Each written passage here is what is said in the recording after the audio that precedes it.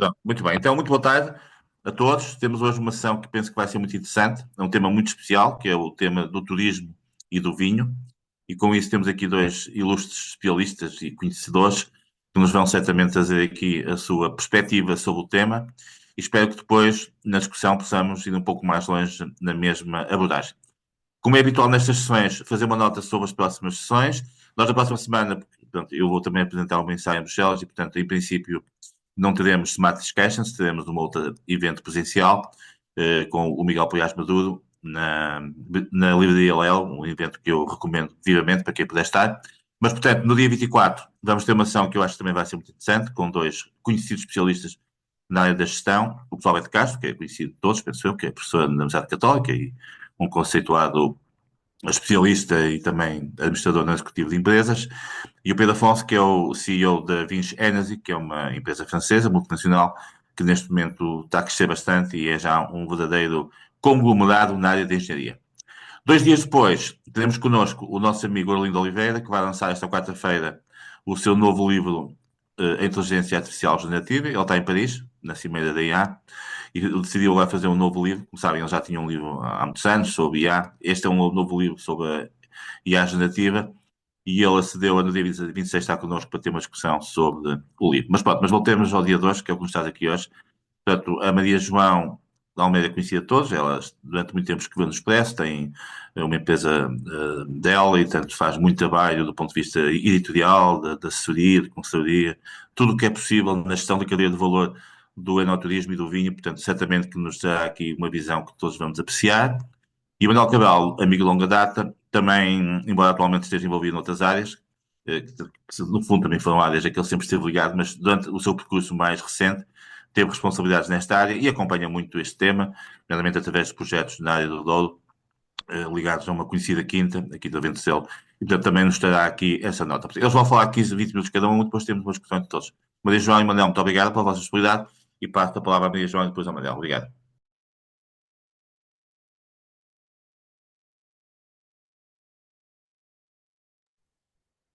Maria João, não estamos a ouvir, tem que pôr o som, peço desculpa. Peço desculpa, agora sim, agora sim. Tinha desligado o microfone que era para o Jaime falar e acabei por não ligar. Muito bem, estava a agradecer-lhe a si, Jaime, o convite para estar presente. É um prazer estar aqui nesta discussão aberta, desta partilha de conhecimento que eu acho que é tão importante, nós termos com pessoas de outros setores e não só. Agradecer também a todos a vossa presença e aqui ao meu querido Manuel Cabral, que também já conheço há muitos anos e que também é amigo de longa data e que é sempre um prazer partilhar aqui as hostes. Muito bem, eu não preparei nada, preparei sim uma conversa. Eu acho que é bom conversarmos, e perceberem, de uma forma informal, porque às vezes passar diapositivos é realmente muito cansativo. Fora o facto de também vamos falar de enoturismo e o enoturismo não tem números, portanto eu tenho o trabalho facilitado em relação a isso, não é? Infelizmente, vou-vos falar de um setor que não tem números, mas que é um setor que cresceu, que surgiu nos últimos anos com uma força incrível. Todos recordarão que o vinho, a grande revolução vitivinícola moderna, deu-se a partir do momento em que Portugal entrou na Comunidade Europeia e começaram a aparecer novas vinhas, novos produtores, novas marcas. Eu acho que não estou aqui. E começaram realmente a surgir estes produtores novos que fizeram com que Portugal revitalizasse um bocadinho a sua imagem.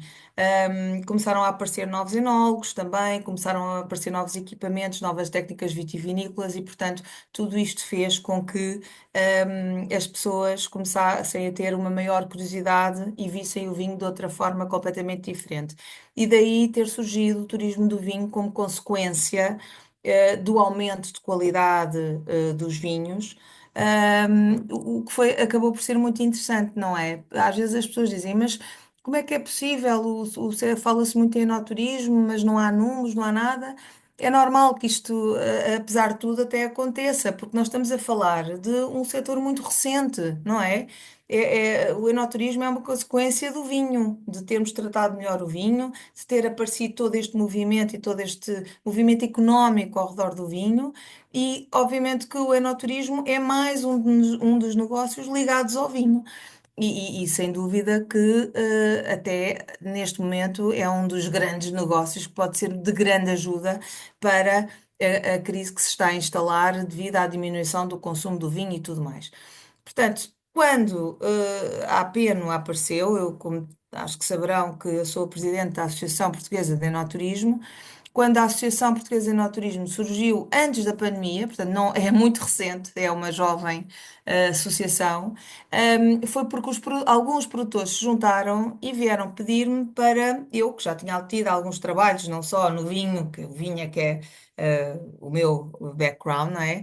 Principal, mas que também tinha feito alguns trabalhos no enoturismo, tinha feito um guia, tinha feito vários artigos, tinha aprofundado esta área, tinha percebido que a área não tinha números, portanto, não existe a quantificação do setor, não existe legislação, não, portanto, é um setor que realmente está muito jovem, é muito jovem e ainda não está trabalhado da forma séria que merece. Pronto, mas só agora é que ele começou a ganhar força. E todo este boom que aconteceu, mais recente, do turismo, fez com que também o enoturismo crescesse grandemente no nosso país, não é? Portanto, realmente foi um crescimento que as pessoas não estavam à espera, não é? Nem no turismo, nem no enoturismo. Hoje em dia, nós estimamos, pela forma como vemos o enoturismo, que gera muito mais negócio do que o suposto. Isto porque os próprios conceitos de enoturismo ainda não estão devidamente oficializados, não é? Nós temos uma Carta Europeia que define o conceito de enoturismo, mas não é um conceito oficial, não é o governo que diz que aquele conceito é o oficial do enoturismo. Existem vários conceitos. O mais badalado vai ao da Carta Europeia do Enoturismo, que foi uma entidade não governamental a defini-lo, e nós, na apenas, achamos um conceito redutor, porque a Carta só considera que o enoturismo é praticado em ambiente rural nos produtores de vinho, e nós, na APENO, consideramos que o enoturismo não é só praticado em ambiente rural, mas também em ambiente urbano. Nós, por exemplo, quando vamos a um restaurante ou quando vamos a um hotel, onde vamos a uma apresentação de vinhos, onde temos um enólogo ou produtor a contar a história da sua propriedade, contar a história das suas castas, das suas marcas de vinho, da história da sua família, nós estamos a assistir a uma sessão de enoturismo, não é? Portanto, é o storytelling de toda a região, das castas, da família, da história do produtor. Portanto, hoje em dia, nós consideramos que o enoturismo é muito mais amplo, é um conceito muito mais amplo do que aquele que surgiu há uns anos, não é?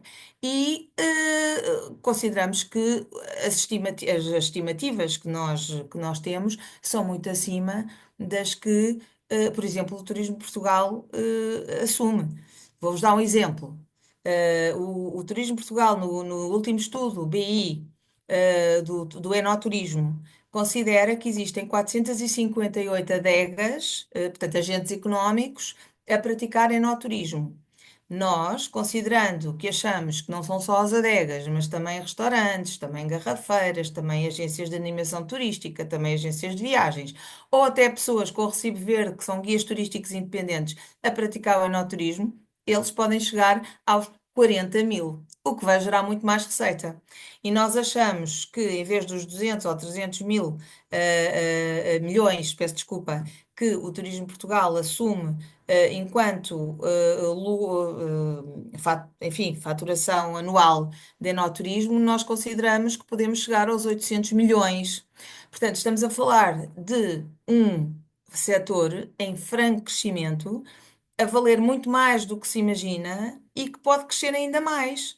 Porque, inclusivamente, já se revelou um excelente negócio para as próprias adegas, no sentido em que, por exemplo, hum, em relação aos associados da Apeno, muitos agentes económicos, principalmente produtores de vinho, e aqui sim, os produtores de vinho são os mais beneficiados, já representa cerca de 30 a 60% do negócio das suas adegas, sem passar pelos distribuidores. Ou pelas lojas, porque eles têm lojas próprias e não precisam de distribuição, as pessoas vão lá aos enoturismos. Portanto, tudo isto são considerações que o enoturismo está a mostrar, não é? Está a ser um conceito muito mais amplo, já pede uma legislação. Há países que já têm legislação para o enoturismo, nós ainda não temos. A APEN tem feito um trabalho junto com a Abreu Advogados, em colaboração, e tem pedido ao governo para que a legislação que seja aprovada. Já deixámos no gabinete do Secretário de Estado do Turismo também um pedido já com a legislação sugerida para que seja aprovada. Já pedimos estudos, porque não existe um estudo com números que quantifiquem as entidades, as empresas, os agentes económicos a praticar o enoturismo. Portanto, isto é um setor que tem que ser organizado, muito organizado, e tem que realmente que levar uma grande volta para que novos investidores possam trabalhar, e também académicos, estudantes. Vocês não imaginam a quantidade de pessoas que nos procura na Associação Portuguesa de Enoturismo para nós podermos fornecer números que nós não temos. Portanto, isto é tudo muito complicado. É ótimo para quem só ouve falar de enoturismo, ganhamos prémio daqui, prémio dali, é maravilhoso que falem de nós. Mas, mais do que isso, é conseguirmos trabalhar com seriedade o enoturismo de base e possamos dar números reais para que possamos trabalhar bem o setor, não é? Porque até agora o enoturismo tem sido trabalhado com números do vinho e com números do turismo, ou com números da restauração. Se alguém quiser, por exemplo, abrir um restaurante numa adega, ou com números da hotelaria, se a pessoa quiser abrir um hotel na sua adega. Portanto, há aqui muita coisa que tem que ser ainda organizada, e ainda agora tivemos no encontro dos profissionais de enoturismo em Sines, e mostrou-se cada vez mais premente esta urgência, no sentido em que grandes casas que estiveram presentes de enoturismo do país mostraram todo o interesse em que o setor seja organizado. Eu penso que consegui fazer um resumo um bocadinho do que é o setor do enoturismo hoje em dia. Mas enfim, fora esta questão chata e burocrática dos números, da legislação, disto tudo, eu creio que todos concordamos que o nosso país é fantástico. E não é de hoje, não é? Nós já temos um país maravilhoso há muitos, muitos anos. Agora com o turismo ganhou cada vez mais força. O país está melhor preparado hoje em dia, é verdade. E as nossas adegas, para quem viaja e para quem vai, tanto no velho mundo como no novo mundo, quem trabalha bem em Portugal trabalha tão bem como em qualquer outro país. Somos adegas diferentes, a nossa história é diferente, mas nós também temos exemplos maravilhosos de bons enoturismos a trabalhar em Portugal, e portanto não ficamos atrás de ninguém. Eu sou uma acérrima defensora, até porque eu costumo dizer que ser bairrista não deve ser, não é bom, nunca é bom. Acho que devemos sempre ver também o que é que os outros fazem. Mas, por outro lado, também considero, que nós, apesar de eu não ser bairrista, pelo facto de ter viajado já muito pelo mundo, percebo que trabalhamos tão bem como em qualquer outro país. Portanto, basicamente era, o que eu. Depois, durante a conversa, vamos, obviamente, abordar os temas. Manuel Cabral.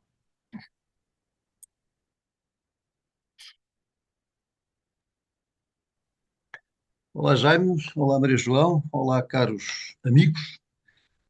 Eu quero agradecer ao Jaime o convite para partilhar aqui algumas notas convosco, e não serão mais do que notas, e felicitar o Jaime por manter este nosso fórum ao longo de 5 anos. Penso que estamos nos 5 anos, não é, Jaime? Outro dia disseste isso mesmo. Mas quero agradecer por uma coisa ainda mais importante: é que na fotografia de divulgação desta nossa conversa, pôs uma fotografia que tem 11 ou 12 anos, portanto, senti-me claramente beneficiado, não é? Por isso é o meu especial agradecimento. Bom, a verdade é que eu, enfim, apesar de ferroviário neste momento, mas há 30 anos que estou imerso no mundo da vinha e do vinho, em organismos nacionais e internacionais, com muitos cruzamentos com a Maria João, apresentação de livros, etc., e acompanhamento de muitas coisas que a Maria João tem feito ao longo dos anos. Um, tive a oportunidade de acompanhar, na altura, eu estava na Comissão de Cooperação da Região Norte, acompanhar os primeiros passos das rotas do vinho. Eu lembro-me as principais que na altura davam os primeiros passos e que tiveram um papel importante depois do nascimento de outras, Alentejo, Douro, os vinhos verdes, mas depois poderemos falar um bocadinho mais sobre rotas. Um, Há 30 anos tudo era incipiente e hoje estamos entre os primeiros, o que quer dizer que temos dado efetivamente passos e passos muito importantes, passos de facto, isto deve-se às autoridades, mas deve-se sobretudo aos agentes económicos, porque são os agentes económicos que põem as coisas a mexer. Eu sou do tempo, isto os cabelos brancos permitem dizer estas coisas, eu sou do tempo em que eu via alguns dos mais importantes produtores, alguns dos mais importantes responsáveis por grandes empresas dizerem o meu negócio é vender vinho e punham-se fora do resto. Hoje em dia, esses mesmos que há muito menos de 30 anos, porque depois converteram-se bem mais tarde, há menos de 30 anos diziam o meu negócio é exclusivamente vender vinho, hoje têm 20, 25, 30% da sua faturação em diferentes atividades do enoturismo. E a Maria João já aflorou aqui estas questões e a Maria João acompanha isto no dia a dia, até por ser presidente da APER. Eu queria deixar aqui alguns dados, algumas questões e dois ou três alertas. Muito genericamente. Em primeiro lugar, nós temos a mania de dizer que somos pequenos. Não somos. No vinho não somos pequenos. No vinho estamos entre os 10 primeiros, números redondos. Temos sido ultrapassados por alguns países grandes, a China, por exemplo, surpreendentemente. Mas no vinho não somos pequenos. Basta dar-lhes estas notas e julgo que os dados são de 2020 ou 2021.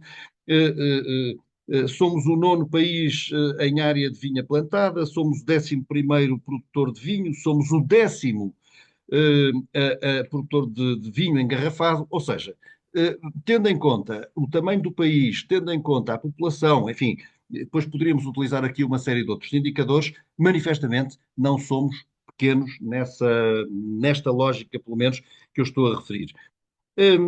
Há um dado interessante também na União Europeia, número de empresas produtoras de vinho, o que não quer dizer números de agentes do enoturismo e tomo boa nota do alerta da Maria João há bocado sobre as empresas produtoras de vinho que fazem enoturismo, praticam enoturismo também, e depois todos os outros que estão associados das mais diversas maneiras ao enoturismo. Mas um, estes dados que são dados estatísticos, oficiais, a Espanha tem 4.071, vou arredondar, 4.000 empresas produtoras de vinho. A Itália tem 1.700. Portugal tem 1.400. A França tem 1.300. A Alemanha tem 300. Isto é absolutamente surpreendente. E vou pegar nas empresas portuguesas, 1.388, enfim, serão 1.400 ou 1.330, tanto faz para este raciocínio, pelo menos. A Maria João há bocadinho deu os dados, penso que do Turismo de Portugal, dizendo que 400, se eu tomei nota bem, 458 empresas praticam, produtoras de vinho, praticam enoturismo, portanto, adegas. Julgo que foi o termo que tu usaste há bocado. Ou seja, cerca de 1/3 das empresas produtoras de vinho praticam enoturismo. Julgo que é um dado bem interessante. Se formos ver na classificação do World Best Vineyards, nós vemos uma coisa aqui muito interessante que nos permite tirar duas conclusões. Que é uma entidade que designa anualmente aquilo que são consideradas. Estas coisas valem o que valem, mas permitem-nos alguns raciocínios que são importantes. O primeiro país, o país com mais adegas, vou-lhe chamar assim, classificadas neste World Best Vineyards, é o Chile, o segundo a África do Sul, o terceiro a França e o quarto Portugal. E depois vem a Argentina, depois vem a Espanha, depois a Nova Zelândia e depois a Austrália. 8 primeiros. Vemos aqui duas coisas muito interessantes. Nos 8 primeiros, só 3 países são da União Europeia.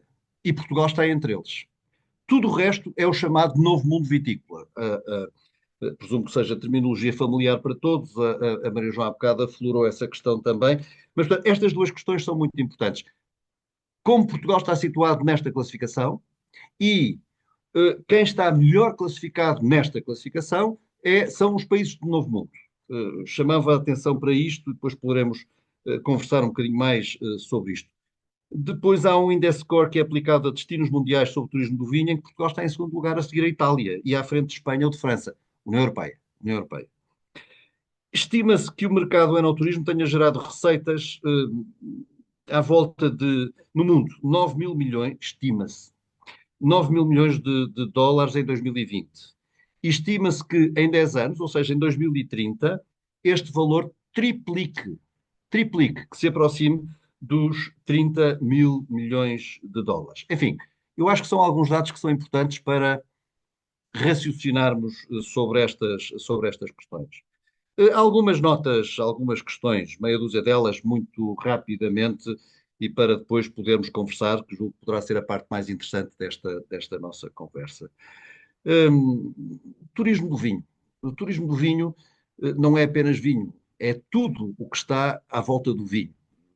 Utiliza-se muitas vezes a expressão francesa do terroir, que envolve uma série de questões, não apenas a terra, mas o clima, a exposição solar, o sol, enfim, o sol já falamos, obviamente, mas uma parte muito importante que às vezes esquecemos, que é a cultura, ou seja, as pessoas. E é de pessoas que estamos a falar. Sempre que falamos de vinhos, estamos a falar de pessoas, estamos a falar de economia nacional, mas de economia local, de economia internacional. E também me parece muito importante. E o vinho tem identidade. Há vinho que não tem identidade, mas a maior parte do vinho, o vinho que nos interessa é o vinho que em princípio, é mais valorizado, é aquele que tem um bilhete de identidade, agora mais modernamente um cartão de cidadão, é aquele que tem denominação de origem, é aquele que está associado a um território, é aquele que está associado a práticas culturais e, portanto, vemos sempre aqui a questão do vinho, mas das pessoas associadas ao vinho. Não há vinho sem pessoas. Enfim, e o que é que o turista procura?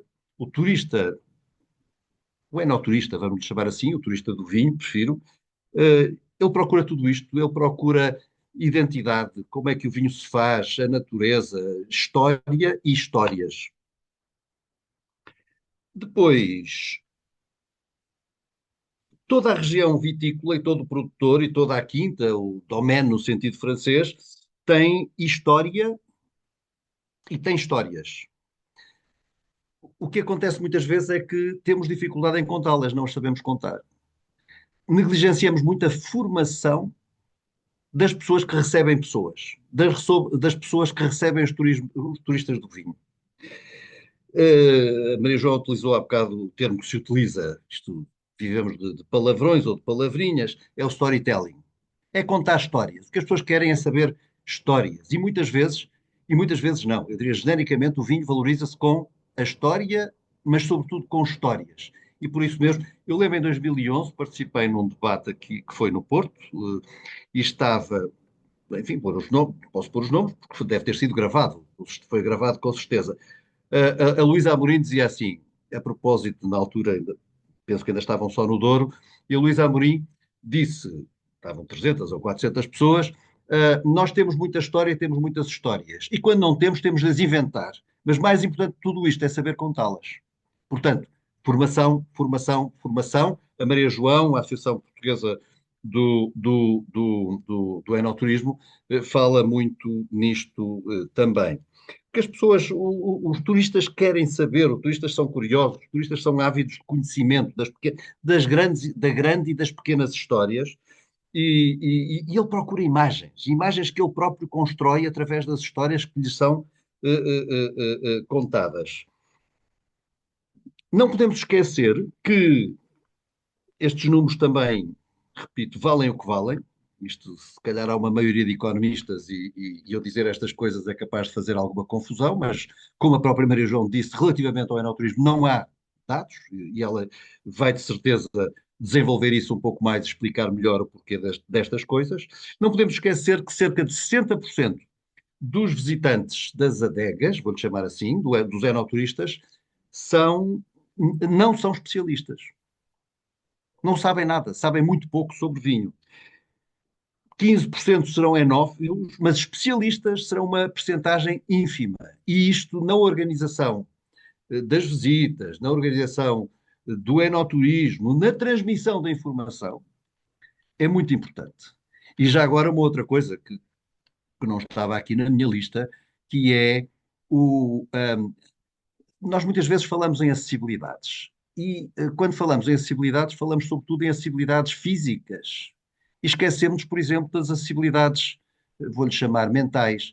Ahm, Cada vez mais, e os museus estão a desenvolver muito essa linha, ahm, os textos que são divulgados à generalidade do público são traduzidos. Traduzidos para quê? Para a linguagem perceptível. Porque nós escrevemos para quem achamos que está ao nosso nível. E muitas vezes, isto é válido para quase tudo. Mas isto estou a aplicá-lo aqui especificamente às questões do enoturismo. E muitas vezes esquecemos que quem se aproxima de nós não percebe aquilo que nós estamos a querer transmitir-lhes. E isto enfim, é um dos grandes problemas que eu acho que todos nós temos. E depois, exatamente por esta razão, mais de 60% dos visitantes não são especialistas. O turista não procura só a vinha e o vinho, o turista procura outras coisas. E o turista não viaja sozinho, o turista viaja em grupo. E, portanto, é preciso ter várias coisas para lhes mostrar, várias coisas para lhes dar. E isto é válido também para várias outras áreas. Eles são, enfim, a generalidade são uma esponja, mas temos de ter várias coisas para lhe dar. Voltando um bocadinho atrás às rotas, há bocadinho disse que voltaria a falar nelas. Enfim, havia alguém, quando eu escrevia mais sobre estas questões, que achava que eu era contra as rotas. Não sou nada, pelo contrário. Eu acho que as rotas são importantíssimas.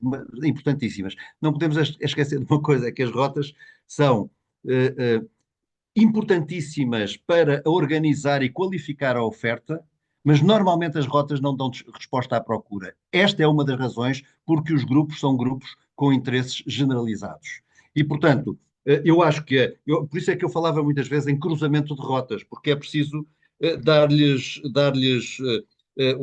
enfim, cruzar rotas do património, seja o românico, seja Cister, Santiago, rotas da natureza, da Lampreia do Sava, rotas gastronómicas. Tudo isto é importante para turistas que nunca ou quase nunca viajam sozinhos. E, portanto, há interesses diversificados. Isso é algo que não pode nunca ser esquecido. A propósito disto, obviamente que, e passo a uma outra nota, não há turismo sem gastronomia.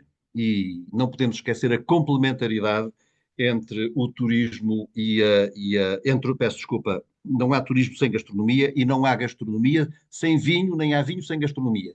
Portanto, isto tem de estar plenamente assumido e tem de ser sempre associado. Antigamente dizia-se, isto hoje se calhar é politicamente incorreto, mas olha, santa paciência, antigamente dizia-se que o marido se conquista pelo estômago. Era uma coisa que era vulgar dizer-se. O turista também. O turista também. E quando digo pelo estômago, é também pelo palato, ou seja, pelo vinho também. Portanto, última destas notas, e o tempo corre.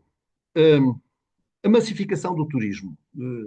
A Maria João, se calhar, tem números atualizados do que é possível relativamente ao público, àquilo a que se poderá chamar público enoturista.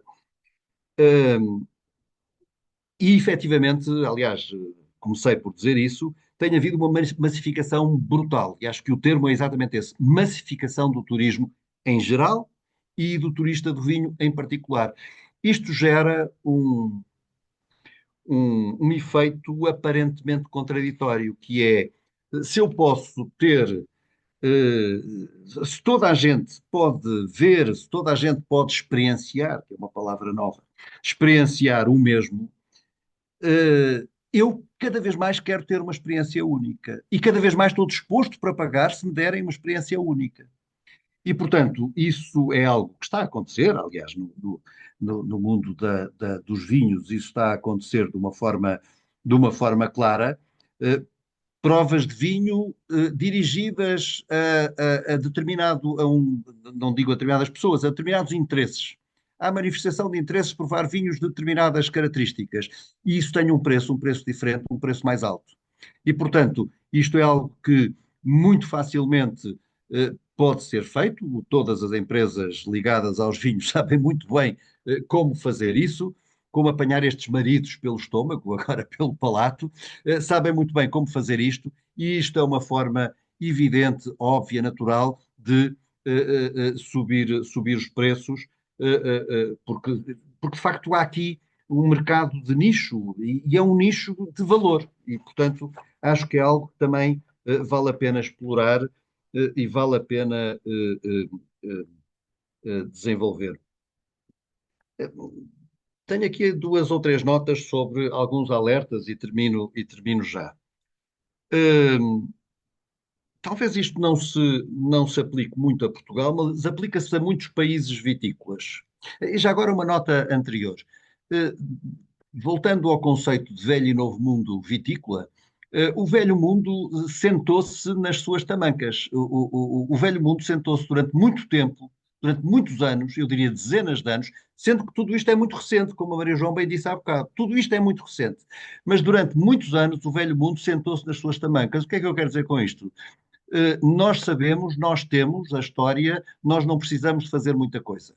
E, entretanto, fomos ultrapassados pela direita pelo chamado novo mundo vitícola. Eu vi experiências na Nova Zelândia, na Austrália, nos Estados Unidos, na Argentina, na África do Sul, que claramente que nos ultrapassavam, isto há 15, 20 anos atrás, que ultrapassavam claramente aquilo que nós estávamos a fazer aqui na Europa. Porquê?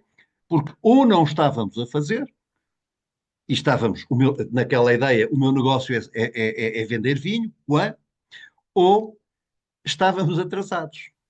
Por exemplo, na qualificação das infraestruturas, por exemplo, na criação de rotas, não de rotas globais, mas de rotas dentro das próprias quintas, por exemplo, chamemos assim genericamente, ou numa outra coisa, a formação, a criação de histórias. Porque as histórias existem em todo lado. Como eu disse há bocado, e não me estava a referir apenas a Portugal, qualquer região vitícola tem histórias. A questão é saber contá-las.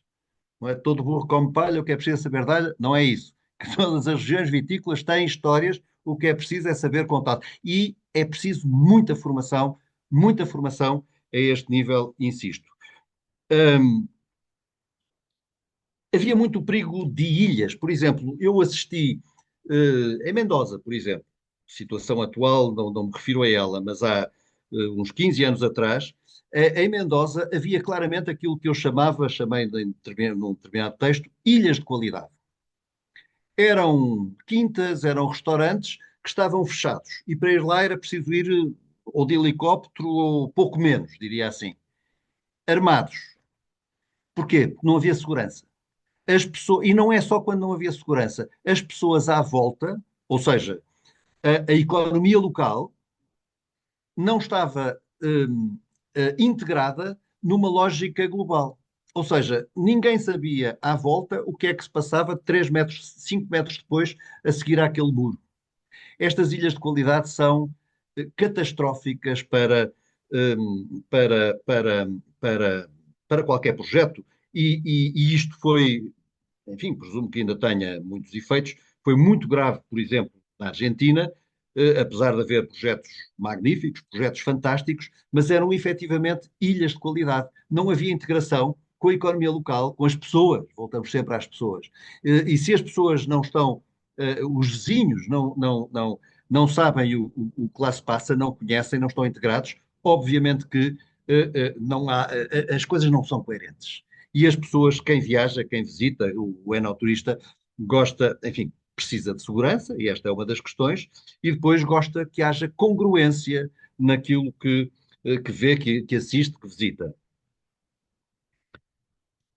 A outra nota, e que tem a ver com aquela questão que há bocadinho falávamos da massificação do turismo, tem a ver com a, muitas vezes, demasiada, vou-lhe chamar, português é uma língua viva, permite-nos alguns desvarios, hum, a museificação dos projetos, ou a disneylização, não sei como é que se diz. Ou seja, quer-se mostrar muita coisa, mas muita coisa que não é, porque não pode ser vivida, que é fake, que é plastificada. Portanto, e isto está a acontecer em alguns projetos cá em Portugal. No Novo Mundo acontece muito, enfim, não é tudo bem no Novo Mundo também, mas, e hoje há cada vez menos, não vou entrar por aí, porque isso levar-nos-ia longe, há cada vez menos distinção entre o velho e o novo mundo vitícola. Há várias razões para isso, mas há, em Portugal, não falo pela Europa fora, mas em Portugal há vários exemplos desses e eu acho que isso é um risco para aquilo que eu gostaria que fosse, não importa aquilo que eu gostaria, mas aquilo que eu acho que deve ser a evolução do enoturismo ligado à natureza, ligado àquilo que, enfim, ligado à história, ligado à cultura, e essa museificação demasiada, alguma tem de haver, é bom que haja, é muito bom que haja, mas julgo que é preciso algum cuidado com ela e não há aqui o local certo para desenvolvermos muito mais isto. Enfim, eu tinha aqui mais algumas notas, mas eu julgo que já ocupei bem mais tempo do que era suposto. O Jaime ainda não me mandou calar, Não, não, muito bem. mas agradeço muito a vossa atenção Muito bem. obviamente, Nós temos agora aqui um conjunto de pessoas ligadas ao setor e que acompanham os sistemas, portanto, e obviamente, não havendo solicitação de questões, eu, como é habitual, convidarei algumas delas a fazer um breve comentário, alguma questão. Portanto, hoje, calhar, e começava pelo Dr. Carlos Brito, como sabem, é presidente da Associação Portuguesa de Marketing e também é o representante agora a norte da Loja de Economistas, então, aliás, posso amanhã. Quer fazer um breve comentário ou colocar alguma questão aos nossos oradores? Boa tarde, sim, Jaime. Olha, antes de mais, obrigado por me dar a palavra e os meus cumprimentos aos oradores. Eu, infelizmente, não assisti a tudo desde o início, mas assisti a uma boa parte e, portanto, foi com muito gosto que ouvi. Eu acho que nestas ocasiões o objetivo não é tanto vir aqui fazer grandes dissertações, grandes comentários, mas é mais levantar questões, porque é um privilégio termos connosco o meu amigo Manuel Cabral e a Maria João Almeida também. E a questão que eu coloco é esta. Eh, o vinho tem um grande desafio em Portugal, que é, entre outros, que é o desafio da valorização. Em geral, o preço por que o vinho é vendido é menor do que aquele que poderia ser se fosse devidamente valorizado para a qualidade que tem para as diversas gamas de preços. Ponto 1. Ponto 2. O enoturismo é um produto turístico, de facto, como eu ouvi a última parte do Manuel, é um produto turístico. Portanto, o vinho é o pretexto, é o pretexto. Mas está, obviamente, muito amarrado à produção e à cultura do vinho. E cada vez mais, como bem foi assinalado, o enoturismo tem uma componente experiencial. Feita esta introdução, eu tenho duas questões. Primeiro, eu acho que esta é mais para a Maria João. Como reforçar o caráter experiencial do enoturismo? Eu tenho, da experiência que tenho, é que muitas vezes os recursos, os meios, as histórias e as histórias, como o Manuel bem assinalou, são muito mais e são muito pouco aproveitadas. E tudo isso poderia potenciar imenso o caráter experiencial do enoturismo. A segunda pergunta é mais para o Manuel Novaes Cabral, que é como valorizar o vinho com o enoturismo. Bem, sim, senhor. Se calhar Obrigado. juntava duas questões, se não se importasse também. Portanto, nós tínhamos aqui um enólogo também, já teve uma quinta e tudo, mas não sei se está connosco ainda. João Biticunha, ainda estás connosco ou saíste? Eu não estou aqui a ver, portanto, possivelmente deve ter saído. Muito bem.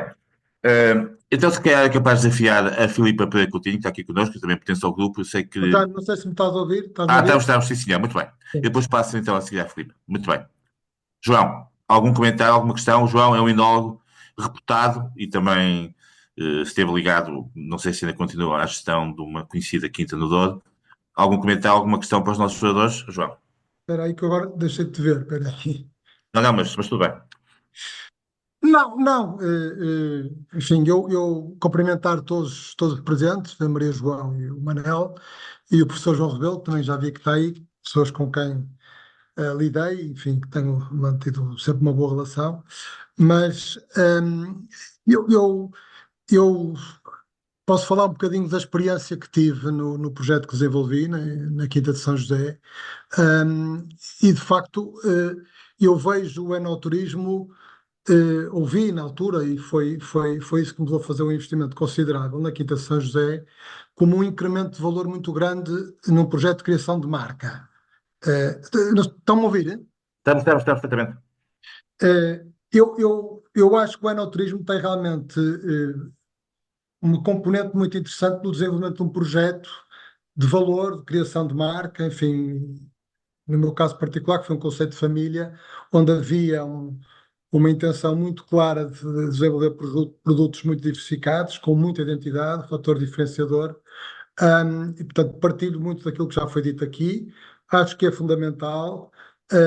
E mais, eu acho que a questão do storytelling, de podermos, no fundo, vender um bocadinho, enfim, experiências únicas, passar um bocadinho o ADN da Quinta, o ADN das pessoas, o ADN da família, é fundamental.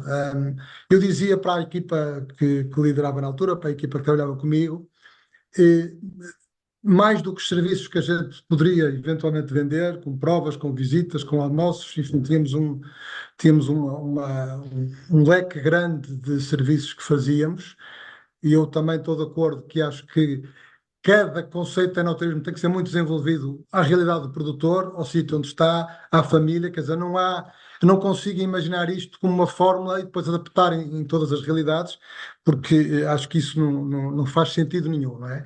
No meu caso, para chegar a São José, enfim, eu posso já aqui dizer, para chegar lá de carro era um inferno e as pessoas chegavam lá e chamavam-me nomes de tudo e mais alguma coisa, mas tínhamos um acesso de barco realmente que era único, e era um cartão de visita sensacional, e nós exploramos muito isso, quer dizer, explorar as partes que sabemos onde podemos ser bastante mais competitivos e, de certa maneira, as pessoas que lá iam ficavam encantadas, porque, quer dizer, apanhavam o barco do Pinhão, chegavam a uma quinta que estava em cima do rio e depois tinham uma experiência única, enfim, andávamos com o jeep no meio da vinha. Aquilo que eu senti realmente que era muito importante, e isso lá está, também é bastante diferente e muitas vezes não é tão execuível quando são projetos com uma dimensão pequena, como era o caso de São José, é que fazia a diferença toda estar eu presente ou ter alguém com quem colaborava, porque no fundo eu tinha facilidade, eu acabei por fazer aquilo tudo e adorava o que fazia, portanto metia muito do coração e da alma naquilo que fazia, e aquilo para mim era um prazer receber as pessoas e contar as histórias, não é? E eu acho que há uma coisa que é muito importante no aeroturismo, eu sempre transmiti isso à minha equipa, nós aqui temos que vender um bocadinho o ADN da Quinta, vender uma experiência única, porque nós estamos a criar embaixadores de marca. Eu acho que isso é fundamental. Nós abrimos muitos mercados. O enoturismo, e no caso particular de São José, foi uma experiência sensacional, porque muitos dos mercados que desenvolvi não foi em feiras, não foi em viagens que fazias para fora, para o Vines, Vinexpo, idas a mercados, enfim, muitos alguns dos mercados que abrimos foi realmente com pessoas que recepcionamos, e as pessoas ficam extremamente fidelizadas quando estão no local, quando percebem o fator diferenciador, valorizam muito mais os produtos, valorizavam muito mais o vinho, entendiam aquilo que eu explicava, começavam a tentar, ao provar o vinho, ao estarem, enfim, eu acho que tudo faz parte do enoturismo, quer dizer, almoçavam em cima de Rio Douro, numa envolvente bastante especial, por modéstia à parte, acho que os vinhos também correspondiam com um fator bastante diferenciador e com qualidade, e as pessoas ficavam bastante surpreendidas. E isso levou-nos realmente a fidelizar e a ver que havia uma satisfação enorme quando as pessoas nos visitavam. Fizemos também sempre isso. O Ó, Manel João, fez. só que Diz, assim, desculpa. alguma síntese, está bem? Para tentar começar a acabar, Está bem.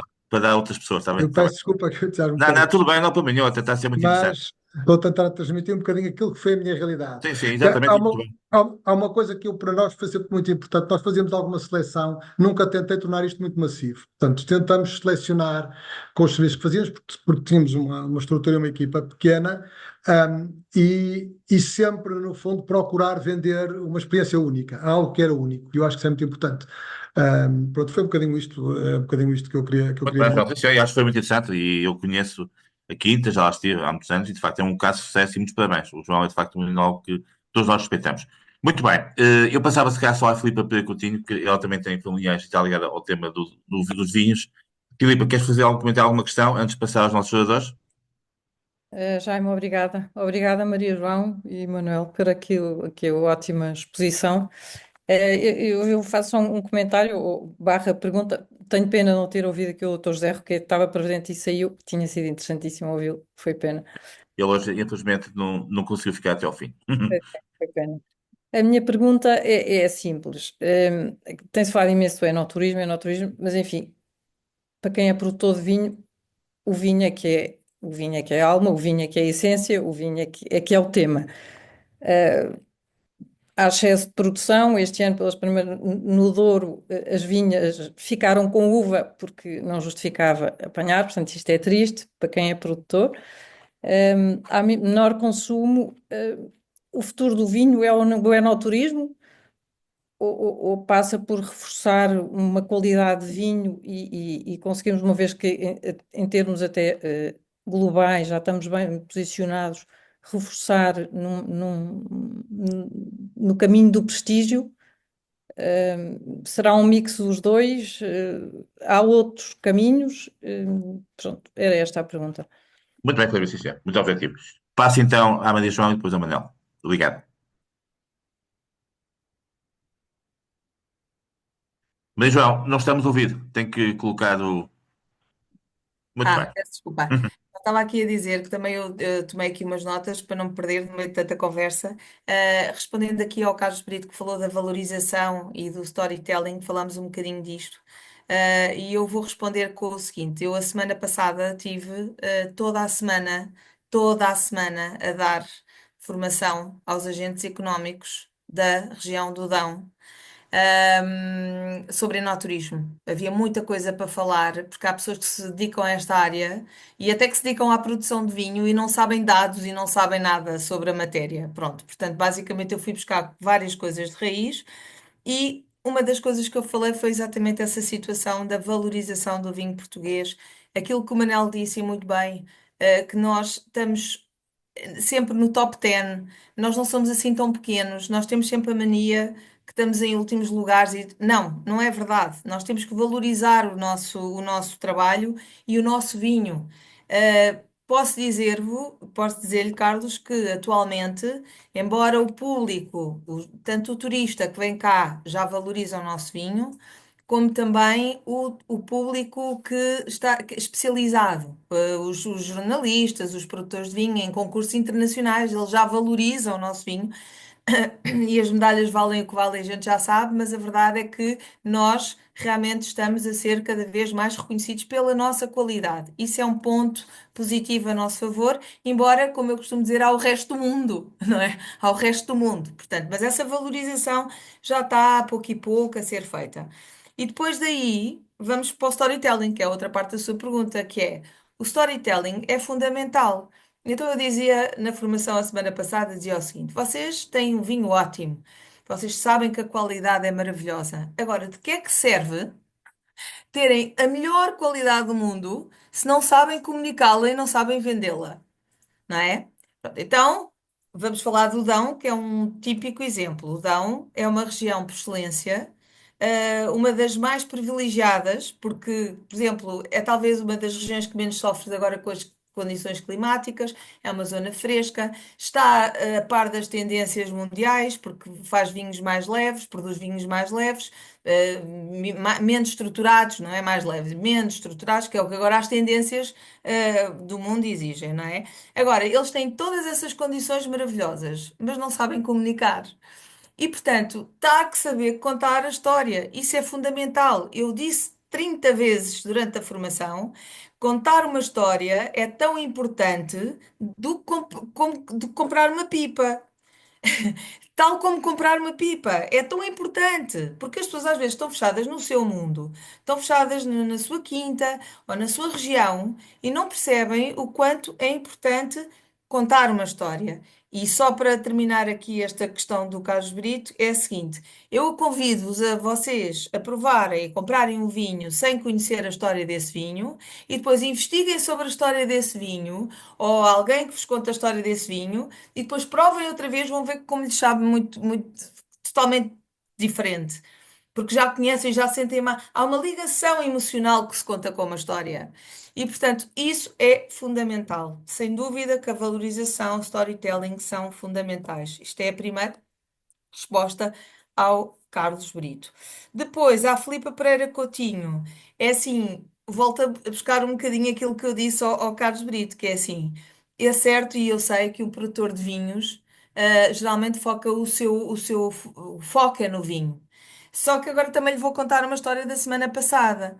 Eu tive um produtor, que é um produtor que até tem algum nome na região do Dão, mas só não tem mais nome porque não aposta na comunicação.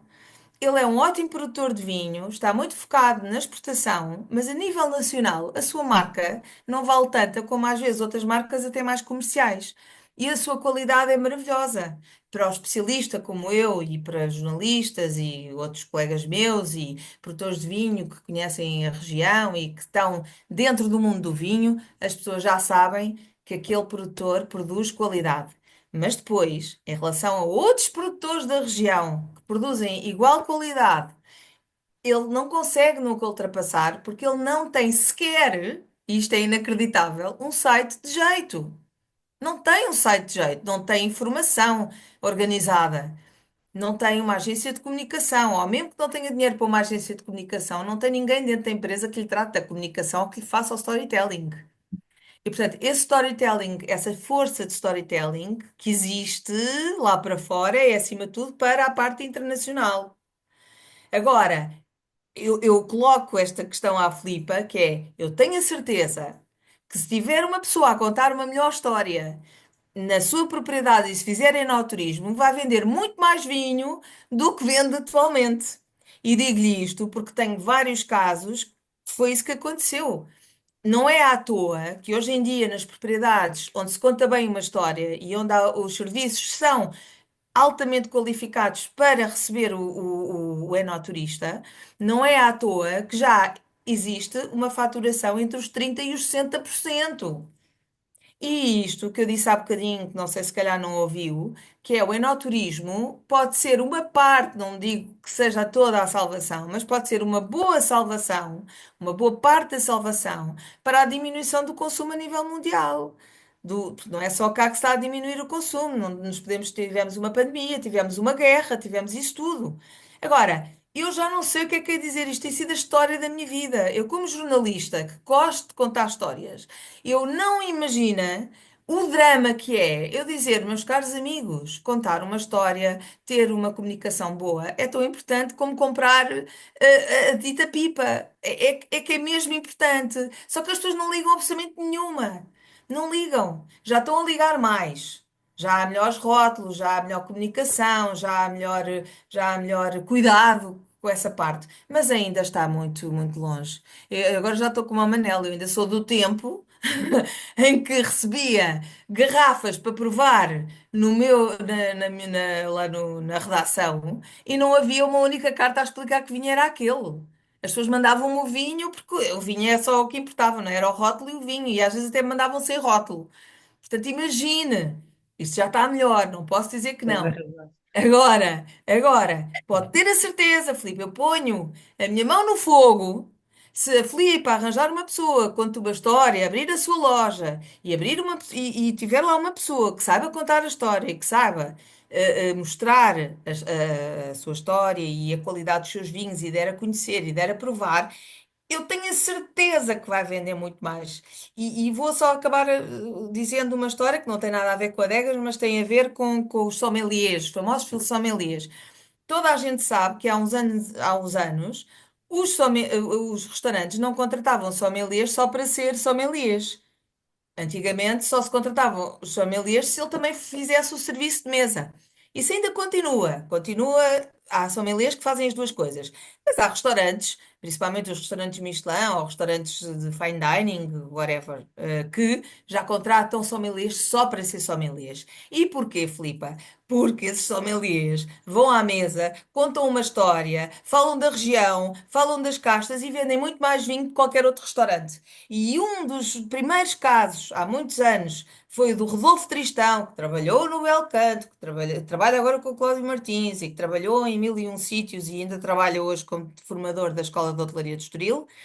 E que um dos primeiros empregos dele foi dos primeiros sommeliers que eu conheci, ainda miúda, e lembro-me dele ainda já estar naquela coisa tipo: eu vou às entrevistas e só me querem para sommelier e para empregado de mesa, mas eu não me importo, eu não me importo. E ele foi fazendo esse trabalho. E depois foi parar a um restaurante que era a Casa da Dízima em Passo de Arcos. E o homem quis, na altura, não sei se a Casa da Dízima ainda está aberta hoje, mas posso falar porque esta história é pública. E ele disse que, pronto, que começava como sommelier e empregado de mesa, mas se ele não se importasse, quando ele conseguisse atingir os seus objetivos, disse o Rodolfo, se ele podia só passar a ser sommelier. E ele, em menos de um mês, vendeu mais vinho do que em qualquer outra época que o restaurante vendeu, percebe? Portanto, eu digo-lhe, um bom vendedor, um bom sommelier, uma boa pessoa que conta história, vende muito mais do que qualquer pessoa que fique só à espera, com a loja aberta, à espera que lhe vão comprar vinho. Isso garante-lhe. Fala-lhe uma comunicadora que não tem feito outra coisa na sua vida senão dizer que a comunicação é tão importante como outro aspecto qualquer. Porque eu tenho a certeza e que é uma boa arma para. Arma, salvo seja, para poder vender mais vinho, para poder combater esta situação que estamos a viver, porque o mundo é de tendências, como sabe, o mundo do vinho é de tendências.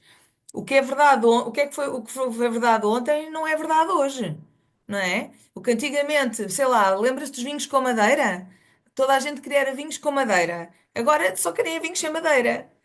Antigamente queriam vinhos, por exemplo, rosés super rosados, super carregados de cor. O que é que as pessoas querem hoje? Casca de cebola. Portanto, hoje em dia temos que nos fazer valer das nossas armas para poder vender o vinho e combater às vezes algumas tendências que não são benéficas, porque obviamente o consumo está a diminuir, tem a ver com os americanos, parte sempre das tendências, geralmente vem sempre dos americanos. Pronto, e os americanos agora resolveram. Já existe a questão do álcool há tantos anos, só agora é que resolveram falar mal do álcool. Sabe-se lá porquê? Já há muitos anos, toda a gente sabe que pouco e bom é que é a fórmula certa, não é? E que tudo o que é em demasia faz mal, não é só o álcool. Quer dizer, portanto, a tendência agora, fora o facto das pessoas não terem dinheiro por causa da guerra e da pandemia e dessa coisa toda, é também porque os americanos decidiram ter uma guerra aberta ao consumo Muito bem. do álcool. Pronto, portanto, é Não, isso. Cabral, em complemento à Maria João. Duas ou três notas tentando cruzar as questões que foram colocadas, mas já agora a propósito do. Eu não sei quem é, portanto estou à vontade para falar, a propósito do produtor do Dão, que tem ainda por cima um. Que a João falou há Eu bocado, digo ao que tem ouvido, um, eu digo depois ao que ouvido. tem, que tem um site, que tem um site enfim, que não tem qualidade nenhuma, para não dizer outra coisa, que é o que apetece. Mas a grande questão é que ele se calhar está convencido que tem um grande site. Uh, o Carlos Brito começou por dizer que o grande desafio do vinho é a valorização, e tem toda a razão. E depois até colocou a questão como valorizar o vinho, que é o One Million Dollar Question, mas depois acrescentou com o enoturismo. Bom, vamos cá ver. O vinho não está valorizado, mas se nós vendemos vinho, ou melhor, se as grandes superfícies vendem vinho a 1,5 euro, às vezes menos, é porque há quem o compre. E isto é inelutável, diria eu. Inelutável. E a quem, enfim, Carlos, desculpa, pá, mas quer dizer, a quem eu me atrevo a dizer isto? Ah, ah, mas isto é inelutável, isto vale para tudo. Cruzar isto com o decréscimo de consumo do vinho, que a Maria João ainda agora referiu, e então, se formos para os fortificados, é caótico, pá, para não dizer outra coisa. Isto é uma tendência mundial. E, portanto, como é que se luta contra isto? Eu não sei. Há uma coisa que eu sei, e a Filipe há bocado colocou essa questão, qual é o futuro se o futuro do vinho é o enoturismo. Eu acho que o futuro do vinho não pode ser o enoturismo. Não pode ser o enoturismo. Mas que o enoturismo pode ser um belíssimo contributo para o futuro do vinho, para a sua valorização, para os complementos, vou-lhe chamar assim, que às vezes não são apenas complementos económicos das empresas e da economia local. Portanto, e quer dizer, cada produtor, obviamente, pensa em si e em vender o seu vinho, mas há aqui uma dimensão da economia local que é muitíssimo relevante, mesmo que ela não esteja valorizada. Portanto, há aqui um trabalho enorme a fazer. Eu não sei responder a estas coisas, quer dizer, quer à pergunta do Carlos, quer à pergunta da Filipa, pergunta questões, não é? Quer mais questões do que perguntas. Mas também sei que o João tu fizeste aqui Obrigado pela ajuda, João. Tu deste grande parte da pergunta, da resposta, quer ao Carlos, quer à Filipe Pereira Coutinho. Porque, efetivamente, através do exemplo que tu deste e que alguns dos presentes conhecem bem, não só o teu exemplo, como têm outros exemplos, tu deste, uh, uh, tu deste a resposta, quer dizer, há aqui uma dimensão, ninguém está à espera de uma substituição, está à espera de um complemento de valorização, que são coisas diferentes. E não podemos misturar as coisas, nem confundir-nos, nem pensar que isto vai ser a salvação do mundo. Não vai, manifestamente. Agora, uma coisa é certa, e penso que estamos todos de acordo, e isso foi dito por todos, de uma maneira ou de outra, é que se trabalharmos bem o enoturismo, nós podemos ter, e foi, penso que o João que o disse, um incremento muito grande, julgo que te estou a citar com bastante precisão, um incremento muito grande na valorização da marca. Até falaste em embaixador da marca e tudo mais. E, portanto, o enoturismo, tu falaste, passar o ADM da quinta, da família e tudo o resto que foi dito e tudo mais que não foi dito na economia desta nossa conversa, são elementos claramente de valorização do vinho, mas eu diria mais, é que cada vez mais, há bocadinho demos aqueles números, cruzando o número que eu trouxe das empresas produtoras de vinho com o número que a Maria João trouxe das empresas produtoras de vinho que fazem ou praticam o enoturismo também, que é cerca de 1/3. Estas empresas, eu admito que nenhuma delas esteja arrependida da aposta que fez, da aposta que faz. E mais, há elementos também, a Maria João deve ter isso presente, eu não tenho, mas tenho isto de conversas e de leituras. Há elementos também que apontam para a vontade, o interesse, a disponibilidade de quem já faz hoje enoturismo, isto é pelo mundo fora, cá em Portugal também, de nos próximos anos apostar muito em enoturismo, ou seja, investir ainda mais em enoturismo. Isto só acontece por uma razão, é porque o enoturismo tem algum efeito na valorização do vinho, efeito na valorização económica da empresa, no modo geral, evidentemente, e, repito, economia local, pessoas. Enfim, vou-me calar porque eu sei que há pelo menos mais duas pessoas que já pediram. Sim. Temos aqui e eu quero muito ouvir o João Exatamente. Temos aqui o João Rebelo e o João Oliveira, que é um homem ligado à comunicação e que é da Aveiro. Começamos com o João Rebelo, faz favor. Ok, muito obrigado, um cumprimento a todos. Sou um participante ocasional nestas questões, participei no último encontro, estive para ouvir muito bem, portanto estou hoje aqui. Obviamente a maioria das pessoas não conheço, há outras que conheço, Manuel Cabral, com quem já tive o prazer de trabalhar com alguma intensidade, o João Brito e Cunha, portanto aqui algumas pessoas.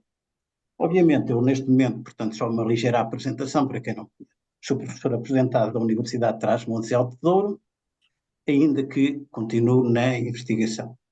digamos que nos últimos 20 anos, quer em termos académicos, quer em termos pessoais, ou mais, dediquei muito do meu esforço à economia do vinho, Neste momento sou vice-presidente, sou um dos vice-presidentes da Associação Europeia da Economia do Vinho, e, portanto, tenho aqui alguns contactos internacionais. Feita esta ligeira apresentação e o que me traz aqui, o que me leva a fazer a intervenção, obviamente, pela qualidade das apresentações, portanto, penso que vou tentar não repetir aquilo que foi dito, mas se calhar tentar aqui criar alguma linguagem económica para aquilo que foi dito e que de algum modo sintetiza.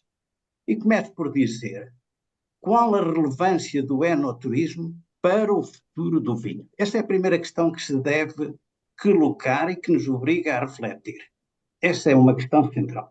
Dou aqui apenas um pequeno exemplo, sem contar grandes histórias. Há cerca de uma semana estava a tentar marcar aqui uma conferência com o professor Kim Anderson, da Universidade de Adelaide, digamos que a grande referência da economia do vinho, aqui para ser, aproveitando uma viagem dele à Europa, para se fazer aqui no Globo. E, de facto, ele sugeriu-me logo, olha, eu gostaria de mandar para aí como exemplo aquilo que foi feito na Austrália, o trabalho que eu fiz para o governo australiano, onde, portanto, se calhar não pegar no exemplo da Austrália e depois fazer um seminário à volta disso. Mandou-me o documento que ele fez para o governo e, obviamente, as tendências que lá estão são identificadas, já hoje aqui foi dito, os vinhos leves, etc. Portanto, mas o futuro tudo aponta para que os chamados vinhos comerciais, ou aqueles vinhos de gamas mais baixas, serão aqueles que mais sofrerão. Portanto, os gama média, os premium, à partida vão estabilizar. Mas o grande problema do futuro, isto é que é a questão, é as alterações dos hábitos e comportamentos dos consumidores. Este vai ser o grande desafio. Como é que o setor do vinho se vai adaptar aí? Penso que aí o enoturismo pode ter um papel relevante. Encarar sempre o turismo, penso que o Manuel Cabral, na última intervenção, disse isso claramente, como aquilo que chama uma atividade add-on. Ou seja, não é uma atividade per si, é uma atividade acrescente e de complemento à atividade vitivinícola com um triplo objetivo, ou duplo objetivo, criar reputação, seja individual, seja coletiva, e, adicionalmente, ser uma fonte de receita. Obviamente que essa fonte de receita, em termos proporcionais, será sempre mais elevada para as empresas de pequena dimensão. Estou a lembrar-me dos tempos do João Brito e Cunha, mas tenho outros exemplos que conheço muito bem, exemplos de sucesso. Avançando aqui, agora com a minha experiência também Professor João, eu só queria depois também alguma síntese, está bem? Continuo, mas está bem. Imediatamente. Porque temos mais pessoas também que querem falar. Avancei aqui com alguns trabalhos, exatamente, e com a informação disponível na área do enoturismo, e desenvolvemos aqui alguns modelos económicos, com dados de outubro de 2020, de dados de novembro de 2024, e recolhidos num site que é Portugal by Wine. E determinamos as funções, aquilo que chamava as funções pré-sedónicas, que agora não interessa aqui, modelo econométrico. O que é que se retira deste trabalho, dessa informação que está e que nos leva logo aqui a uma primeira reflexão? Recolhemos dados que há 187, digamos, unidades que têm experiências turísticas com prova de vinhos, e que resultaram-nos 437 experiências. Distribuição geográfica, mais isto leva-nos à última sessão. Há regiões onde o peso é extremamente diminuto. A região vitivinícola do Tejo, Beira Interior, Trás-os-Montes e Tavra-Varosa. Muito abaixo. Ou seja, também aqui o interior. Como é que vamos dinamizar estas regiões? É a primeira questão que se deixa. Muito bem. Ainda outra segunda questão é que nessa valorização e naquilo que é promovido aparecem os fatores culturais, ou seja, a dimensão cultural, e aparece um fator que é sempre muito importante, a distância à vinha. A vinha é um elemento fundamental na valorização dessas visitas. Ainda num trabalho sobre o Douro, e calculamos mesmo o valor dos efeitos marginais, que agora aqui não interessa, aparecem-nos como relevantes o facto de estar inserido na área mesmo delimitada, portanto, ou seja, naquele 24.600, tem um acrescente de preço enormíssimo e depois também, obviamente, a distância às vinhas tem um peso importante nessa fixação do preço. Questão que nos leva como valorizar e como introduzir ativos patrimoniais no preço destas, no enoturismo. Gabriel, vamos ter que terminar também. Se pudesse, está bem? Pronto, estas eram questões que devem ser equacionadas e ficadas em aberto e que o enoturismo pode aqui ter um papel relevante. Fica para uma próxima, se calhar consigo também uma discussão mais profunda, como tu gostas. Isto é um tema muito interessante. E muito obrigado, peço desculpa, mas como sabe, nós temos aqui alguma limitação de tempo. Portanto, temos o João Oliveira, que também quer fazer uma questão, penso eu. Eu depois não sei se o Carlos Martins, que está aqui hoje connosco, que é um homem muito especialista nas cidades e no marketing das cidades, também se quer fazer alguma questão, deixo aqui o desafio. João Oliveira, por favor. Boa tarde. Eu vou pegar nas palavras de Filipe, que eu acho que ao fazer uma pergunta tão simples, centrou muita discussão, e por isso agradeço. E puxando aqui a brasa à nossa sardinha, Maria João, a maior parte dos produtores de vinhos esquece de um pequeno pormenor.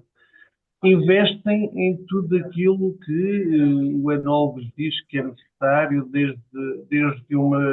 desde uma barrica até um equipamento novo. Mas depois esquece um pequeno pormenor, que é, há milhares e milhares de referências, há outros milhares de produtores, que cada pessoa que tem uma pequena vinha torna-se produtor, e esse vinho tem que sair, esse vinho tem que ser comunicado.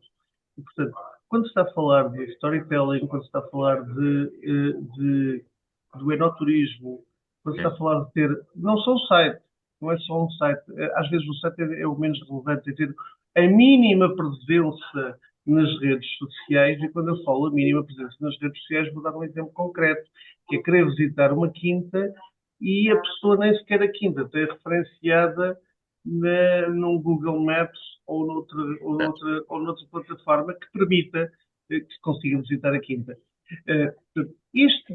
A questão da comunicação é um dos pontos essenciais. Obviamente, a distribuição seria outro, mas isso passava para um programa deste. Estava só para uma questão, um programa único.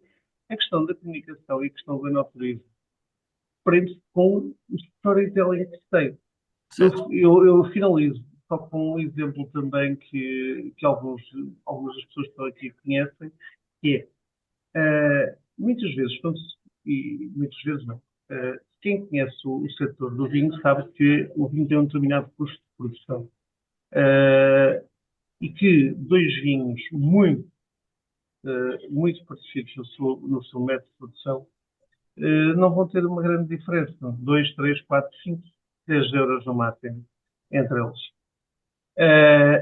E depois saem cá para fora, às vezes, com uma diferença de 70 ou 70 euros. Sabem porquê? Porque há uma comunicação, há uma história, há algo por trás, há uma homenagem, há algo que se faz com que as pessoas valorizem, contem e queiram beber. E intrinsecamente, por muitas boas notas críticas que a Maria João faça, é essa história que vai fazer com que este vinho se venda a 80 euros e não a 20 ou a 10. Muito bem. Não sei se o Carlos Martins, que está aqui connosco, quer fazer também alguma questão, dado que está ligado a estes temas das cidades e, portanto, do marketing territorial, e isto também tem muito a ver com isso. Carlos. Boa noite, Jaime. Boa noite a todos. Eu não vou fazer por não ser correto da minha parte. Eu estava em trabalho, não consegui ouvir o início nem parte substancial das apresentações, estou no carro. E não me sinto, não acho que fosse correto da minha parte estar a fazer questões sobre coisas que eu não ouvi, portanto prefiro ouvir até ao fim atentamente e numa próxima oportunidade já me terei todo o gosto em poder participar mais ativamente. Está bem? Obrigado. Sim, senhor. Temos aqui também o João Sabino, que está ligado ao turismo do Norte e do Porto e do Norte de Portugal. João Sabino, quer colocar alguma questão ou algum comentário antes de passar aos nossos oradores? Não estamos a ouvir, João. Olá, boa noite a todos. Viva. Aproveitar também cumprimentar Estamos a falar de turismo, temos que ter também as pessoas do turismo, não é? Portanto... Certo. Aliás, o nosso presidente esteve recentemente com a Maria João Almeida em Sines, por isso já E ele não terá pode dado. estar, o Luís Pedro Martins me mandou uma mensagem a dizer que não pode estar e até gostava muito de estar, porque diz que tem alguns colegas que não concordam com a Maria João, mas isso fica depois para outra conversa. Pois, eles tiveram a oportunidade de estar juntos Mas em tivemos, sim, Sines. senhora. Pronto, por isso ele já terá dado a visão do Turismo do Porto e Norte sobre este tema, que é o tema que, como sabe, também nos é convidado também no Manuel Cabral, também que já nos conhecemos de outras épocas, e o Carlos Brito, que é nosso, para além disso, membro do Conselho Estratégico do Turismo do Porto e Norte, por isso também aqui na sua qualidade de membro do Conselho, também poderá falar sobre a nossa estratégia para a área do aeroturismo, que tem passado muito também por essa dinamização.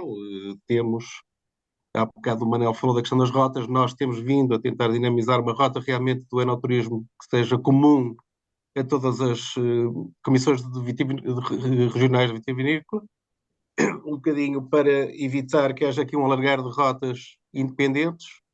É um trabalho que temos vindo a fazer, não tem sido fácil, porque, como também Maria João já disse, nem sempre é fácil aqui conseguir ter noção e dados específicos sobre isto, mas pelo menos permite-nos ter aqui uma estruturação de produto, que é aquilo que nós pretendemos ter, ajudar realmente a ter os parceiros a terem o seu produto estruturado, a ter uma boa história, um bom site, uma boa comunicação e ter todos aqueles pré-condicionados para terem uma boa venda e poderem aumentar o seu produto e o seu valor. Não tem sido a nossa, digamos, discurso, não tem sido muito sobre a massificação do turismo. O Manel falou aqui um bocadinho sobre a questão da massificação do turismo.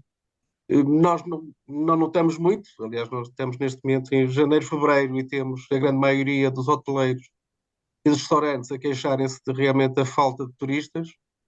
Por isso, essa massificação é algo que. Mas isso também já é normal nesta altura, né? Pois, é normal, mas mesmo assim não é um tema que nós encaremos que seja um problema. Efetivamente, pode haver um ou outro local ou outro sítio com massificação, mas nós temos uma região com 86 municípios e de certeza que há muitos municípios que se queixam precisamente do contrário e muitos municípios nos quais temos os grandes produtores de vinho, não é? O Douro, e eu, para além de tudo, sou oriundo do Douro, conheço relativamente bem, mas também que nós sabemos, apesar de ter um turismo cada vez maior e de mais qualidade, é verdade que as pessoas não sentem depois no dia a dia esse valor acrescentado. E como falo do Douro, falo do Trás-os-Montes ou de outras áreas onde efetivamente hoje em dia temos boas produções de vinho, até já em Monte Alegre há bons vinhos, Exato. e noutras regiões que não são tão conhecidas, mas a verdade é que, efetivamente, o enoturismo é uma mais-valia para esses produtores. É óbvio, diria eu, que a história é boa, mas o produto também terá uma palavra importante a dizer, porque se efetivamente eu ouvir uma boa história, mas depois for provar o vinho e ele não vale nada, não vou comprar outra vez. Se for ao contrário, se calhar ainda consigo, se a história for tão boa e o produto for bom, se calhar ainda consigo repetir. Muito bem. Isso é sem dúvida um produto que nós estamos aqui a apadrinhar e gostaríamos muito que tivesse uma grande importância no turismo e na região. Muito bem, muito obrigado. Acho que foi importante esta nota também aqui do João, dado que o Luís Pedro Martins não pôde estar, fez-se representar muito bem pelo João, que ainda por cima é do Douro. Eu não sei se há mais alguém que queira colocar alguma questão aos nossos oradores. Estamos também a começar a chegar para o fim, já são quase 7h30. Muito bem, não havendo, então eu agora se calhar fazia ao contrário, passava a Maria João e terminávamos com o Manuel Cabral. Está bem? Maria João. Muito bem, começando primeiro aqui pelo João Sabino, já que está tão fresquinha a intervenção dele. Eu acho que o Porto e Norte, aliás, eu tive a oportunidade de dizer isto lá em Sines, tem feito um trabalho incrível a nível do enoturismo. Aliás, tem sido o Alentejo e o Porto e Norte, realmente, porque tem tido umas campanhas interessantíssimas, iniciativas muito válidas. Uma das vossas iniciativas que eu mais gosto, que eu já disse isto ao Luís Pedro Martins, que é o facto de vocês terem na rota obrigado as pessoas a determinadas regras, porque não existindo legislação, acho fundamental que existam essas regras. Portanto, acho que têm feito um trabalho fantástico e quem dera que mais regiões trabalhassem assim e pudéssemos todos juntos trabalhar. Aliás, o painel onde eles participaram todos foi a União Faz a Força, portanto, acredito que se tivermos uma força conjunta a nível nacional, possamos ir muito mais longe. Relativamente à intervenção do João Oliveira, enfim, já sabemos, não é, João? Esta conversa da comunicação já dura há anos, nós também já nos conhecemos há anos e, portanto, sabemos o quão importante é a comunicação e cada vez mais. E a mostra disto tudo, eu às vezes fico um bocado enervada, no sentido em que o óbvio está ali, não é? E já falamos de comunicação e de storytelling há imensos anos e só agora é cá estes palavrões, como diz o Manel, e muito bem, quando nós já vimos a coisa há 500 anos atrás. Pronto. E acabo aqui com o João Rebelo. Não posso deixar de dizer-lhe o seguinte, João. O João vem comigo ali falar com o secretário de Estado do Turismo, o Pedro Machado, e veio falar comigo sobre a importância dos dados económicos, pronto, esses dados que falam, os números, os estudos que falou e que são muito interessantes, mas que mesmo assim são um pouco redutores, e já tinha falado na primeira parte por causa disso. Mas é assim, só para ter uma noção, nós damos tanta importância aos números e é tão importante perceber este peso da economia que nós, na Apeno, até andamos a pedir, desde que começámos, desde que fomos fundados, uma classificação de atividade económica para o enoturismo. A CAI, a famosa CAI, ou uma sub-CAI neste caso, porque a CAI é europeia, era mais complicado, e mesmo agora com a revisão de CAIs, tentámos uma sub-CAI para o enoturismo. Mais, até lhe digo mais. Como já sabemos que isto é tudo complicado, eles são tão complicados para dar um raio de uma CAI, que é uma coisa que não se entende, não é? Porque há outras atividades do mesmo género que têm subcais e, portanto, não percebemos porque é que o enoturismo não é considerado uma classificação de atividade económica, mas mesmo assim pedimos no gabinete do secretário de Estado para haver um registro, caso a subcai não seja aprovada. Queremos um registro, como existe do RENAT, não é? Do registro das atividades de animação turística. Portanto, que é para podermos quantificar as empresas que praticam enoturismo, que é uma coisa que não está quantificada. Agora, uma coisa posso lhe dizer, João, eu posso não ter estes números, tenho estimativas através dos nossos associados. Portanto, não tenho mais porque o enoturismo não é considerado a tal classificação de atividade económica, nem tem o registro. E por isso é que muitas das empresas que praticam que têm atividades de enoturismo são quase obrigadas a abrir uma empresa de animação turística que é para poderem quantificar o enoturismo. Pronto, portanto, isto é fantástico. Pronto, isto é a questão mais premente neste momento da associação, são estes dados económicos que são fundamentais, mas agora volto também ao início, isto agora para terminar, que é a partir do momento em que eu tenho associados que já têm entre 30% a 60% de faturação no enoturismo, parece-me que o peso do enoturismo acaba por ser importante, não é? Estou-me aqui a repetir um bocadinho, mas a verdade é que temos esses dados económicos que mostram como o enoturismo é importante. Obviamente não será a solução, já estou como diz o Manuel, mas será certamente uma das grandes armas que podemos ter contra a diminuição de consumo do vinho. E pronto, e aqui Também, João. E calo. muito obrigada pela disponibilidade. Eu sei que esteve um bocado adoentada e pelo esforço que fez para estar connosco hoje.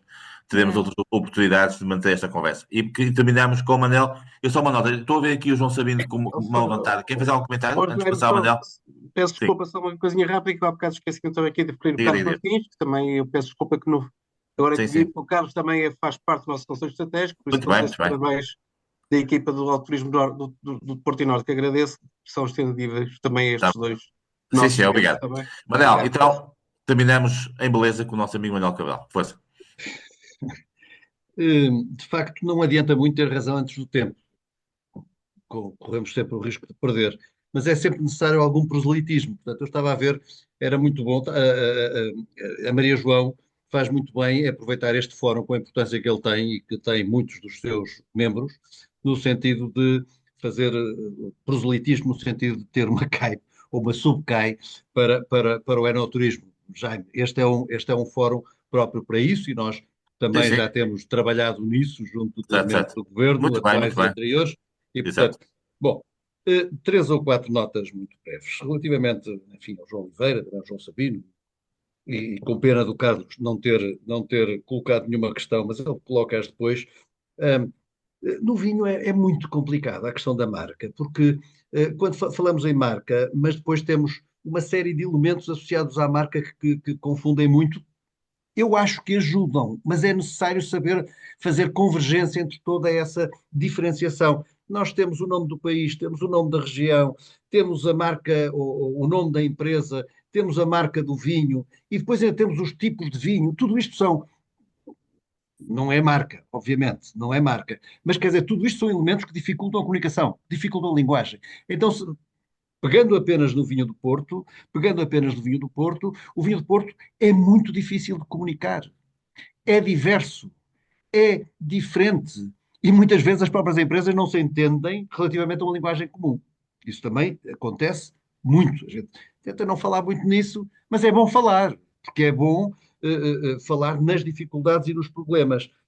O vinho em geral, e se falarmos no vinho do Porto em particular, tem um problema de comunicação grave que tem a ver com a diversidade de estilos, a diversidade de tipos, a diversidade de famílias, e que é muito difícil de comunicar efetivamente. Mas isto ajuda depois àquelas diferenças de preço que o João Oliveira falava. Porque efetivamente encontra-se um vinho, sei lá, 10 anos, desde, sei lá, 8, 10 euros até, não sei, 70, 80, 90 euros, não sei, não estou a dizer números como. Bom, uma nota relativamente, e para terminar, à intervenção do João Rebelo. Regresso à intervenção inicial da Maria João, em que eu penso que ele estava a referir-se mais à questão do Douro, e por isso mesmo falou isto é um estudo muito vocacionado para o Douro, por isso mesmo falou na língua classificada dos 25 mil hectares, números redondos, ou dos 28 mil de vinha, mais ou menos, julgo que foi isso que o João referiu. Mas nós não podemos esquecer que as caves de vinho do Porto, que estão numa zona urbana, fazem enoturismo. E, utilizando as expressões há bocado, e que é enoturismo. E as expressões e divulgação do território. E, voltando mais uma vez à intervenção da Maria João, e todos os restaurantes, diria, da Ribeira do Porto e de Gaia, para não dizer outros, obviamente, estão a fazer enoturismo. De uma maneira ou de outra. Portanto, poderíamos também desdobrar isso, mas vou tentar ser económico. Portanto, estou apenas a pegar no Porto e a fazer a ligação entre o Porto e o Douro. Quando eu digo Porto, estou a incluir Gaia também. Portanto, a questão da ligação entre o rural e o urbano é muito importante. A Great Wine Capitals, por exemplo, faz exatamente isso. Tenta ligar as regiões rurais às regiões urbanas. E enfim, eu era capaz de terminar com aquilo que eu acho que isto é uma boa súmula que o João Rebelo disse há bocado, mas que teve nas intervenções do Carlos Brito e de outras. O enoturismo tem uma capacidade enorme de fazer sobretudo duas coisas. E eu acho que este, se calhar, era uma boa súmula para isto, que é criar reputação e adicionar valor. E estes dois aspectos são aspectos importantíssimos. Depois, nós fizemos imensas flores aqui à volta, obviamente, e as flores também têm um valor económico, mas não é disso que estamos a falar. Enoturismo como elemento de criação de reputação e de adicionar valor ao produto, à marca, às empresas e por aí adiante. Portanto, acho que parece-me, enfim, não me quero atrever a fazer súmulas nem nada que se pareça, mas acho que esta é uma boa nota terminal para esta conversa, que enfim, não parece que tenhamos tido tão poucos participantes como isso, Jaime, mas tu farás o balanço. Até aos 40, sim, temos bem, 40 pessoas. Mas esta questão é uma questão de elevado valor económico, não é apenas algo cultural, é de elevado valor económico e que permite agarrar as populações nas economias locais. E isto parece-me que é da maior importância. Há aqui também um trabalho muito grande a fazer, e isto faz parte do enoturismo. E muito obrigado a todos pelas intervenções e pela vossa... Muito bem. Maria João, Manuel, muito obrigada pelas suas intervenções, também a todos que estiveram aqui presentes, os que falaram e não falaram, e a gravação depois está partilhada no grupo, como é habitual, e continuamos, está bem? Continuação de uma excelente semana para todos, e continuamos a nossa guerra. Muito obrigado. Obrigada a todos.